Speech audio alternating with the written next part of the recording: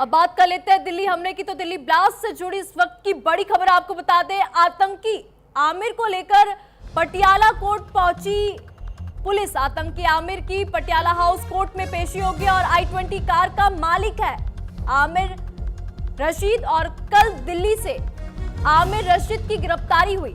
आमिर ने ही उमर के साथ धमाके की साजिश रची थी। तो दिल्ली ब्लास्ट को लेकर अब बड़े बड़े खुलासे हो रहे हैं, क्योंकि i20 कार, जिस कार में ब्लास्ट हुआ था और कई लोगों की जान चली गई, कई लोग इसमें गंभीर रूप से घायल हुए, उसका मालिक, i20 कार का मालिक आमिर जो है गिरफ्तार हो चुका है और कोर्ट में पेशी हुई है। और आमिर ने ही उमर के साथ मिलकर धमाके की पूरी साजिश रची थी। तो अल-फलाह यूनिवर्सिटी में इस पूरे साजिश का खेल जो है चल रहा था। कई डॉक्टर्स की गिरफ्तारी हो चुकी है, लगातार बड़े बड़े खुलासे हो रहे हैं। तो वही i20 कार का मालिक आमिर जो है वो गिरफ्तार हो चुका है, कोर्ट में पेशी होनी है। और आमिर वही है जिसने उमर के साथ धमाके की पूरी साजिश रची थी। i20 कार का मालिक है आमिर, जिसकी गिरफ्तारी हो चुकी है, कोर्ट में पेशी होगी। और आमिर ने ही उमर के साथ मिलकर धमाके की साजिश रची थी। तो दिल्ली के चांदनी चौक के पास एक भीषण धमाका होता है i20 कार में, और i20 कार का जो मालिक है अब वो पुलिस की गिरफ्त में है। लगातार बड़े बड़े खुलासे हो रहे हैं, क्योंकि अभी ये जो पूरा मामला था दिल्ली ब्लास्ट का, इसको एनआईए को सौंप दिया गया था और जांच में बड़े बड़े खुलासे हुए। इसके बाद ईडी की भी एंट्री हो गई। अब ये जो डॉक्टर्स जो है लगातार गिरफ्तार हो रहे, तो वही i20 कार का जो मालिक था आमिर, वो भी अब पुलिस की गिरफ्त में है और बड़े खुलासे हो सकते हैं। आमिर ने ही उमर के साथ धमाके की साजिश रची थी। दिल्ली ब्लास्ट से जुड़ी इस वक्त की बड़ी खबर आपको बता दें। i20 कार का मालिक जो है अब इस समय पुलिस की गिरफ्त में है और कोर्ट में पेशी होगी। अधिक जानकारी ले लेंगे, हमारे साथ क्राइम एडिटर अली शरर जी जुड़ चुके हैं। अली शरर जी, क्योंकि दिल्ली ब्लास्ट हुआ और जिस कार का इस्तेमाल किया गया था इस ब्लास्ट में i20, उसका जो मालिक है आमिर, अब वो पुलिस की गिरफ्त में है। क्या कुछ जानकारी है, बताइए।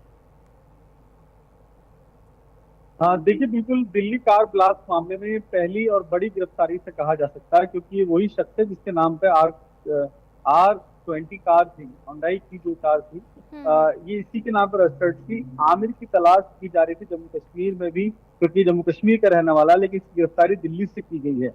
दिल्ली में किसके यहाँ रुका हुआ था, कौन कौन इसके साथी हैं, फिलहाल उसका जांच चल रही है। लेकिन अभी पटियाला हाउस कोर्ट में आमिर को पेश किया गया है। लेकिन पटियाला हाउस कोर्ट में बाकायदा मीडिया को और जो अधिवक्ता है उनको भी दूर रखा गया है न्यायाधीश के उस रूम से जहां आमिर की पेशी होनी होती थी। विशेष एनआईए की अदालत में उसको पेश किया जाना है। इसी के मद्देनजर भारी सुरक्षा बल लगाए गए, सेना के जवान लगाए गए। किसी को भी अंदर जाने की अनुमति फिलहाल नहीं दी जा रही है। लेकिन ये जरूर है कि आज एनआईए रिमांड लगाए है और रिमांड के आधार पर ही बाकी गिरफ्तारी भी की जाएगी, क्योंकि आमिर से बड़ा इनपुट एनआईए को मिला है, जिसके आधार पर आगे भी काम चल रहा है। क्योंकि 24 घंटे में ही कोर्ट में पेश करना होता है किसी भी आरोपी को, ये कानूनी प्रक्रिया है।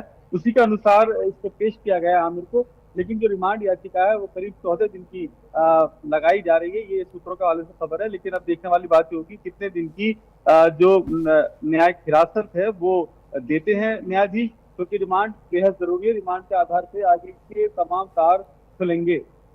ठीक है, आमिर के बारे में और कुछ खुलासे हुए? अली शरर जी, कहाँ का रहने वाला है, इसका आपराधिक बैकग्राउंड है क्या कुछ? क्योंकि ये कहा जा रहा है कि उमर के साथ मिलकर धमाके की साजिश आमिर ने ही रची थी, आमिर का भी इसमें बहुत बड़ा हाथ था। देखिए, बिल्कुल इस बात से इनकार नहीं किया जा सकता। जिस तरह से गिरफ्तारी की गई आमिर की, ये उमर का बेहद खास था।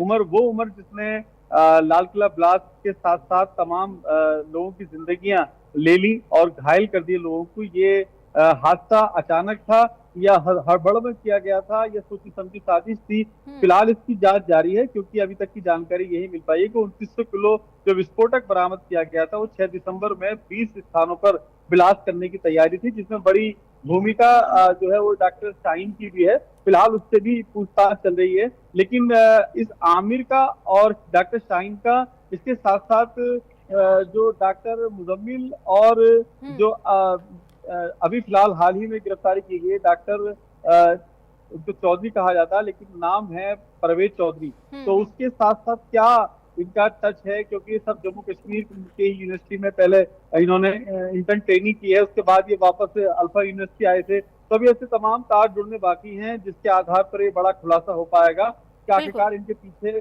कौन बड़ी आतंकी संगठन है। हालांकि उमर की मौत के बाद जो लश्कर तैयबा है उसने श्रद्धांजलि पेश की है, यानी कि साफ हो गया जो उमर था वो लश्कर के लिए ही काम करता था, और लश्कर का मकसद सिर्फ यही रहता है कि भारत में किसी भी हाल में अशांति फैलाई जाए, लोगों को मार दिया जाए। उसी के मद्देनजर ये घटना पूरी रची गई थी।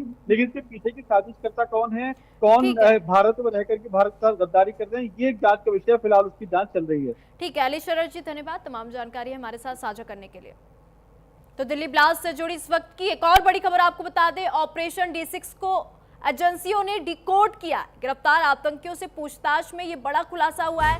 6 दिसंबर को हमले की तैयारी थी, तो ये बड़े हमले की तैयारी 6 दिसंबर को की जा रही थी। फिदायीन और कार से हमले की तैयारी की गई थी। तो बड़ी खबर आपको बता दें, जहां पे बड़ा खुलासा हुआ है, क्योंकि जिस तरीके से दिल्ली में ब्लास्ट हुआ उसको लेकर जनवरी से ही प्लानिंग शुरू हो चुकी थी और 6 दिसंबर को हमले की तैयारी थी। कोई बड़ा हमला यहाँ पे देश के कई इलाकों में किया जाता, तो वही कार से हमले करने की यहाँ पे साजिश थी। तो एजेंसियों ने यहाँ पे बड़ा खुलासा किया है। लगातार बड़े बड़े खुलासे अब इस पूरे मामले में हो रहे हैं। दिल्ली ब्लास्ट से जुड़ी इस वक्त की बड़ी खबर आपको बता दें, ऑपरेशन D6 को एजेंसियों ने डिकोड किया है, क्योंकि 6 दिसंबर को बड़े हमले की साजिश इन आतंकियों के द्वारा की जा रही थी।